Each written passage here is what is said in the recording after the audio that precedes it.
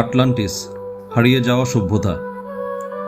2400 বছর আগে প্লেটো লিখেছিলেন এক শক্তিশালী সাম্রাজ্যের কথা, যার নাম আটলান্টিস। এই সাম্রাজ্যে ছিল উন্নত প্রযুক্তি, বিস্ময়কর স্থাপত্য, কিন্তু এক রাতেই তারা হারিয়ে গেল সমুদ্রের অতলে। কিন্তু কেন এই শক্তিশালী সাম্রাজ্য রাতারাতি হারিয়ে গেল? গবেষকদের মতে আটলান্টিস হয়তো ছিল প্রাকৃতিক বিপর্যয়ে হারিয়ে যাওয়া মু বা কুমারী কান্ডাম নামে পরিচিত একটি মহাদেশ। কিছু বিজ্ঞানীরা মনে করেন এটি ছিল সান্তোরিনি দ্বীপে থাকা মিনোয়ান সভ্যতা, যা আগ্নেয়গিরির উৎপাতে ধ্বংস হয়েছিল। প্লেটোর বর্ণনা কি সত্যি ইতিহাস, নাকি শুধুই উপমা?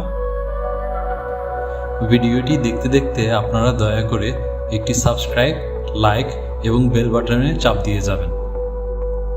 গ্রেট পিরামিড প্রায় অসম্ভব